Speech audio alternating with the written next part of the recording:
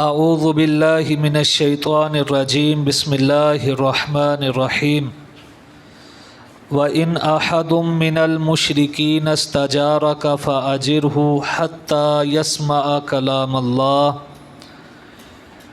كَلَامَ اللَّهِ ثُمَّ أَبْلِغْهُ مَأْمَنَهُ ذَلِكَ بِأَنَّهُمْ قَوْمٌ لَا يَعْلَمُونَ۔ اور اگر مشرکین میں سے کوئی آپ سے پناہ طلب کرے تو اس کو پناہ دے دو یہاں تک کہ وہ اللہ کا کلام سن لے، پھر پہنچا دو اس کو اس کے امن کی جگہ پر۔ یہ اس وجہ سے ہے کہ وہ ایسی قوم ہے جو علم نہیں رکھتی۔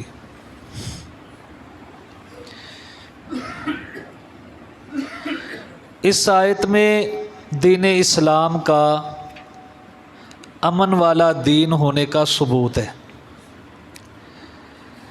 کہ اللہ رب العالمین فرما رہے ہیں کہ مشرکین کے لا تعلق ہونے کے بعد، یعنی کہ جو 4 ماہ اللہ رب العالمین نے مہلت دی تھی 10 ذو الحجہ سے، 4 ماہ گزر جائیں، اس کے بعد حکم ہے کہ جہاں بھی آپ مشرکین کو پائیں قتل کر دیں۔ تو فرمایا 4 مہینے کے بعد بھی آپ کے پاس کوئی مشرک آ جاتا ہے، آ کے آپ کو کہتا ہے مجھے اپنے گھر پناہ دے دو، تو اللہ رب العالمین فرماتے ہیں آپ نے اسے پناہ دے دینی ہے۔ کب تک پناہ دینی ہے؟ حتی یسمع کلام اللہ، یہاں تک کہ وہ اللہ کا کلام سن لے، قرآن مجید سن لے۔ یہاں پہ ایک بات یہ بھی سمجھ میں آتی ہے، پناہ گھر میں دی جاتی ہے، اس وقت گھروں میں قرآن کی تلاوت ہوتی تھی، قرآن کی تلاوت ہوتی تھی، قرآن مشرکین سنیں گے تو ان کے دل پہ قرآن اثر کرے گا۔ اگر گھروں میں قرآن پڑھا ہی نہ جاتا ہو تو پھر اثر کیسے کرے گا؟ وہ ایسے عظیم لوگ تھے کہ رات کو بھی قرآن مجید کی تلاوت کرتے تھے۔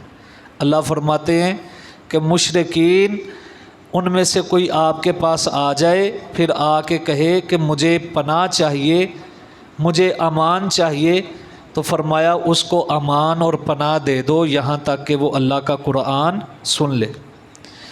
حضرات، اللہ کا قرآن سننا یہ دلوں کے بند تالے جو ہے اس کو کھول دیتا ہے۔ آپ نے حضرت ثمامہ بن اسال رضی اللہ تعالیٰ عنہ کا واقعہ سنا ہے کہ مسجد نبوی کے ستون کے ساتھ ان کو باندھ دیا گیا۔ نبی پاک صلی اللہ علیہ وآلہ وسلم آئے تو دیکھا یہ تو ثمامہ ہے اور اپنے علاقے کا سردار ہے، بادشاہ ہے۔ نبی پاک صلی اللہ علیہ وآلہ وسلم نے صحابہ کو کہا پتہ بھی ہے کس کو پکڑ کے لائے ہو؟ کہا اللہ کے نبی رات کو ہم ناکے پر تھے، پہرا دے رہے تھے، یہ گزرا، ہم نے اس کو گرفتار کر لیا۔ فرمایا یہ ثمامہ بن اسال ہے اور یمامہ کا بادشاہ ہے۔ صحابہ کرام حیرت میں پڑ گئے۔ آپ اس کے پاس آتے ہیں، آ کے کہتا ہے، آپ نے اس کو کہا بتا تیرا کیا خیال ہے؟ کہنے لگا ان تنعم، اگر تو مجھ پہ احسان کرے گا تو ایسے بندے پر احسان کرے گا کہ جو تجھے احسان کا بدلہ ضرور دے گا، اور اگر تو مجھے قتل کرنا چاہتا ہے تو میں نے تیرے صحابہ کو قتل کیا ہے، تو مجھے قتل کر سکتا ہے۔ اللہ کے نبی صلی اللہ علیہ وآلہ وسلم مسکرائے اور چل دیے۔ 3 دن تک آپ صلی اللہ علیہ وآلہ وسلم نے اس کو کھانا بھی کھلایا، اور کھانا اور دودھ جو تھا آپ کی اونٹنی کا جاتا تھا۔ 3 دن کے بعد آپ صلی اللہ علیہ وآلہ وسلم نے پھر اس سے پوچھا، اس نے جواب یہی دیا۔ آپ نے فرمایا اس کو چھوڑ دو، چھوڑ دیا گیا۔ مسجد نبوی سے باہر نکلتا ہے، آگے جاتا ہے تو راستے میں ایک باغ ہے، باغ میں ایک کنواں بھی ہے، وہاں سے غسل کرتا ہے اور واپس اللہ کے نبی کے پاس آ جاتا ہے۔ تو اللہ کے نبی فرماتے ہیں تجھے تو آزاد کر دیا تھا، واپس آ گیا ہے۔ تو کہنے لگا جسم آزاد کیا ہے لیکن دل کو غلام بنا لیا ہے، کلمہ پڑھائیے مسلمان کر دیجیے۔ نبی پاک نے کلمہ پڑھایا، مسلمان ہو گیا۔ تو اب کیا کہتا ہے؟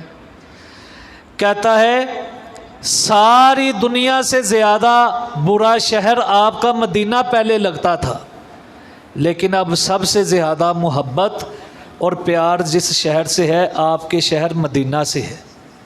تو کہتا ہے سب سے پہلے میں جس چہرے سے سب سے زیادہ نفرت کرتا تھا، نعوذ باللہ آپ کا چہرہ ہے، آج سب سے زیادہ کسی چہرے سے محبت ہے تو آپ کے چہرے سے محبت ہے۔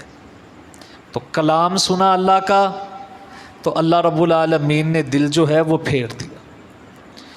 اسی طرح ام ہانی رضی اللہ تعالی عنہا فتح مکہ کے وقت آئیں، کہا اللہ کے نبی میرے پاس ایک مشرک آیا ہے، اس نے پناہ طلب کی ہے، میں نے اسے پناہ دے دی۔ تو آپ نے فرمایا تو نے پناہ دی ایسے ہی ہے جیسے ہم نے پناہ دی، تو نے پناہ دے دی، ہم نے پناہ دے دی، ایک ہی بات ہے۔ تو یہی بات اللہ کا قرآن کہتا ہے کہ اگر مشرکین میں سے کوئی آپ سے پناہ طلب کرے اسے پناہ دے دو، حتیٰ یسمع کلام اللہ، یہاں تک کہ وہ اللہ کا کلام سن لے۔ ثم ابلغہ مأمنا، پھر اس کو امن والی جگہ پر بھی پہنچا دو۔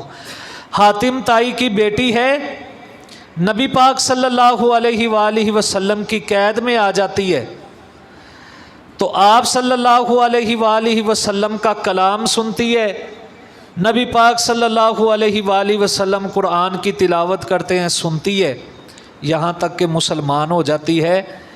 اب اللہ کے نبی صلی اللہ علیہ وآلہ وسلم حکم فرماتے ہیں اپنے صحابہ کو جس طرح اس کو لے کے آئے ہو اسی طرح اس کو امن والی جگہ پہ چھوڑ کے بھی آؤ۔ امن والی جگہ پہ چھوڑ کے آتے ہیں، دور سے بھائی دیکھتا ہے، جب بہن پاس آتی ہے تو پوچھتا ہے بتا راتیں بھی اس سفر میں گزری ہیں، تیرے ساتھ یہ غیر لوگ تھے، انہوں نے کیسا سلوک کیا ہے؟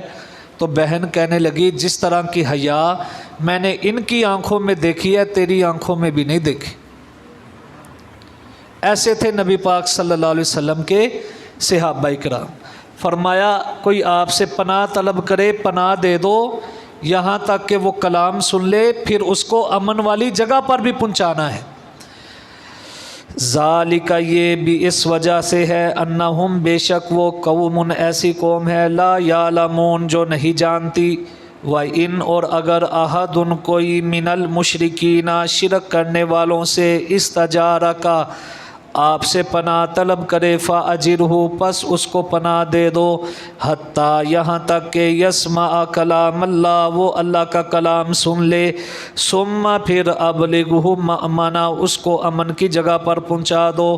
ذالک، یہ بھی اس وجہ سے ہے، انہم، بے شک وہ، قوم، ایسی قوم ہے، لا یعلمون، جو نہیں جانتی، وَإِنْ، اور اگر احد کوئی، من المشرکین، شرک کرنے والوں سے، استجارک، آپ سے پناہ طلب کرے، فاجرہ، پھر اس کو پناہ دے دو، حتیٰ، یہاں تک کہ یسمع، وہ سن لے، کلام اللہ، اللہ کا کلام، ثم، پھر ابلغہ، پہنچا دو اس کو، مأمنا، اس کی امن کی جگہ۔ ذالک، یہ بھی اس وجہ سے ہے، انہم، بے شک وہ، قوم، ایسی قوم ہے، لا یعلمون، جو نہیں جانتی۔ صدق اللہ العظیم۔